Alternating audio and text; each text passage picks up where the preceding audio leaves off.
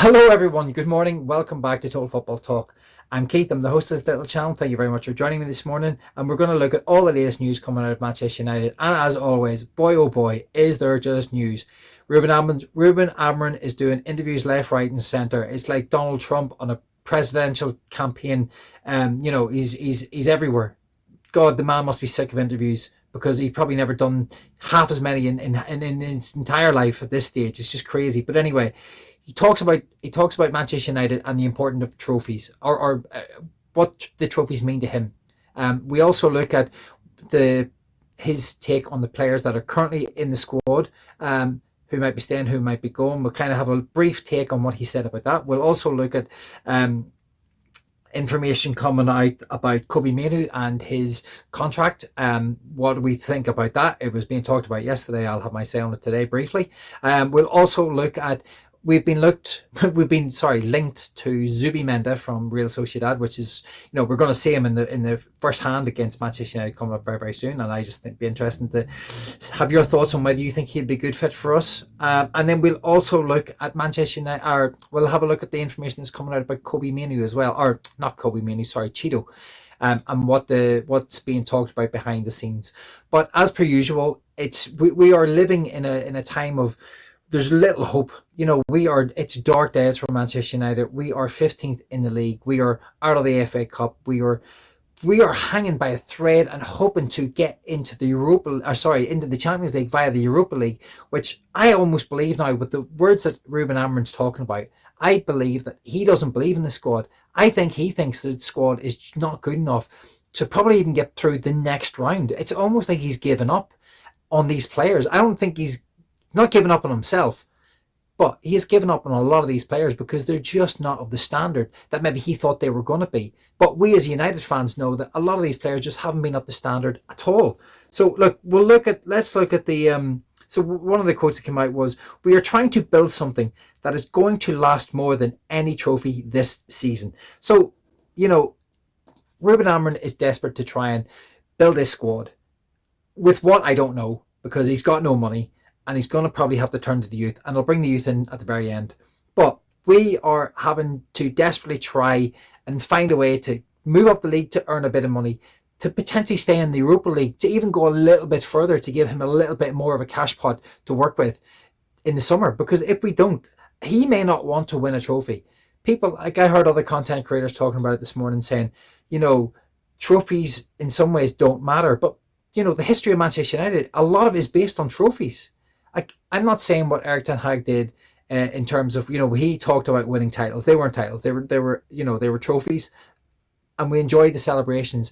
But as people do, all right, they talk about the bread and butter being the Premier League, and that is your bread and butter. Give me the Premier League any day over the Champions League. That was my belief. The Champions League was a bonus. The winning the league, that was the thing I always wanted to do, and that was the thing I was lucky enough to see Manchester United do on a regular basis. Obviously not recently, but we are still a club that has got to win trophies, or well, at least be in the mix to win trophies. You've got no right to win trophies, but you've got to be in the mix to win trophies. And we can't be just saying, "Oh, what is success?" I mean, part of success is based on your trophy haul, and you've got to build off the back of success, which is winning trophies, whether it's the FA Cup or the League Cup or the Europa League or whatever it is. To aim to try and get back up to winning the sort of higher echelons of the trophies in terms of the Champions League and the Premier League. That's where we've got to try and get back to. Now, we're a long way off it, and my God, I've no idea when we're going to get back there. But because this is what Ruben Amorim had said, kind of moving on. Ruben Amorim said on the Europa League, people are looking at the Europa League as the unique competition that we can win. And also the connection with winning the Europa League qualifies you for the Champions League. But to tell you the truth, I think we have bigger things to think about. I know it's strange to say that, but it's something that we are trying to build here that is going to be more important than winning a cup in this moment. I know the responsibility that we have to fight for every trophy, but in this moment we are trying to build something that is going to last longer. It's going to last more than any other trophy. So that's just really an extension of the first caption that I had up there. And I just don't believe he believes in this team to go out there and win it. My only other take on this is, and I'm probably wrong, but maybe he's trying to alleviate some of the pressure, because the pressure is just unbelievable. It's unbearable at the minute. in the media, on social media, everywhere, the constant scrutiny of Manchester United is unreal. So I think maybe there's a little bit of him trying, reverse psychology. If he alleviates a little bit of the pressure in some ways by maybe telling the press that he doesn't think people are that this team's not good enough to win the Europa League. Maybe it'll take a little bit of pressure on the players, and maybe they'll go out and play with a bit more freedom. I mean, I'm probably wrong because they probably won't, because I don't even know if they can. Or is it him, or is it Ruben just trying to give himself a get out of jail card? Is he just saying this now because he already knows that we're potentially going to go out against Sociedad, so he's kind of preempting it, and then he can kind of revert back to this and say, well, I already kind of knew that was coming because I tried to make it clear and before this round of games took place. So get your thoughts and comments in. What do you think? What do you think Ruben meant by what he said there? Do you think he's taking the pressure off the players, or am I talking nonsense? Could be absolutely talking nonsense. Feel free to call me out. Do you think that he is trying to take the pressure off himself because he already knows what's coming? I'd love to hear what you think on this particular incident, on all of them. But this one's just fascinating. And then obviously after that, Ruben also went on to say this. So Ruben went on to say that he's warned the players, that he deems to be sort of harming the team, and that they will be shipped out in the summer. So the only thing about Ruben coming in at this particular stage in time is Ruben has had the time to really identify and look at these players up close and personal. It's not like you come into the summer and you get a very short window and players are all broken up with different international competitions, etc., and coming back late, and he's not really getting a full, he's not being able to magnify down on top of everyone in every situation. He's been able to do that now in November, from November to now. So he has an unbelievable clear advantage of the players that he needs to know that need to go and the players that need to stay. Now, I can imagine the players that need to go are probably in the larger quantities rather than the players that need to stay. How does he make these quantities, work going forward? Because he still has to bring players in, and we've got no money. You don't get in the Champions League, you have even less money. You don't get in the Europa League, which we're not going to get through the league system. You've got less money. How does he make this work? I have no idea. And then we move on to the next little bit, and we move on to Kobbie Mainoo. And obviously Kobbie Mainoo is a class act, and I think the kid's got unbelievable potential, and he seems like a really grounded lad. When you listen to the interviews, he talks very well, his feet on the ground. But then you see stories like this coming out, 180,000 a week, plus bonuses. Let me add that on too. So Mainoo's representatives want a pay rise of up to 180 grand a week. Now, you look at the pay rise that Diallo got, Ahmad is about on 100, is it 120 maybe, I think, a week? Is it something that's in and around that kind of figure? So obviously he's had a very, very good season, and he's probably justified that contract, which is, very, very substantial. But still with the potential that if he was to do well and Manchester United ever wanted to sell him, then he could potentially be moved on, because it's astronomical to you and me, but it's maybe not astronomical in their realms. But Kobbie wanting 180,000, I think this has come from the agent. I think the agent has went, you know what? Manchester United are desperate. Manchester United need to keep you. Manchester United, if you ask for this and you don't get it, then you will get it somewhere else, because someone else will come in and offer you a big contract. Now, whether that happens or not, I do not know. I don't know whether that will happen, but I do believe that this is the agent talking and not Kobbie talking. And as I said, they're taking advantage of United's current situation and plight. But I'd be shocked, absolutely shocked if Ineos and the Glazers go anywhere near a contract of that size. And maybe that will lead to Kobbie being sold in the summer. Maybe him and Garnacho will be sold. And again, the youth development that we bring through will be ripped out of this club and sold on for potential profit to service debt and potentially bring in a couple of players to help Ruben move forward. So interesting to see how it goes. That's where we are with that one. And yeah, I mean, get your thoughts in. What do you think? Do you think Kobbie's worth it? Do you think he's not? I think he's a brilliant player. I think he's got a massive potential.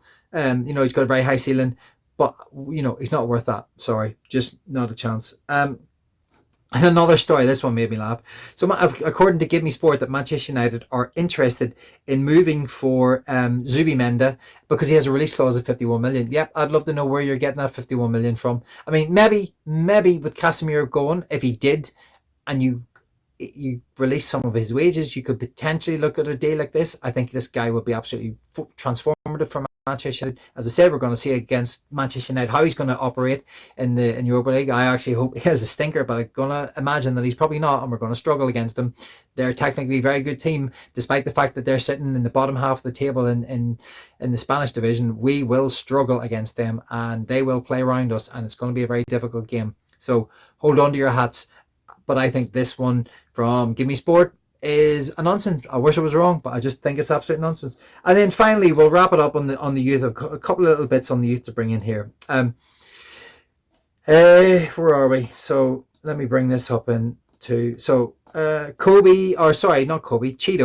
The coaches have been very impressed with Chido's appetite for engaging in duels, using his physicality to get better of his opponents, and his desire to create good positions in the box. He was described as having great ambition, a great mindset to work to get what he wants. So obviously Kobe is doing everything he can in training. That is obviously coming across because Ruben's using him, but I also think in some ways Ruben has to use him because Højlund has fallen off a cliff. The lad is just struggling at the minute. We do need another potential option. Obviously the club messed up. We can't use him in the Europa League. He isn't registered, which again the Ineos and the Glazers, whoever deals with that, absolute cock up as per usual. They've cocked up so much stuff already. This is just heaping on to their consistency of showing us that they are incapable of making the right decisions. There was one spot left on the list. Kobe, Chido's name could have been on it. Nope, we decided we wouldn't do that. Why? Because that would be the clever thing to do. Manchester United are just making mistake after mistake. But just to finally wrap this up, how do we get out of this hole? It looks like the youth are probably going to be the way out. I think if we get knocked out of this competition, we need to start bringing in some of the youth players that have potential and giving them a chance. Sekikoni probably needs to come in midfield. Maybe Jack Fletcher. The young kid, Shea Lacey, but unfortunately he's injured again. Feel for the kid. Brilliant talent. Amir Ibrahimov, I can't pronounce the kid's name. Phenomenal talent. There's another kid called JJ Gabriel. Keep an eye out for him. I've started watching some of his stuff. 14-year-old playing in the under-18s. Sensational. Absolutely sensational. Let's hope that kid can keep his feet on the ground and keep going. But the youth is probably the way Manchester United are going to have to look and move forward out of this darkness. And I hope that Amorim maybe bloods a couple of them. Because I said before, you can't do it. Maybe we now have to, because maybe we are so out of options that Manchester United lived and thrived. The DNA of Manchester United is its youth.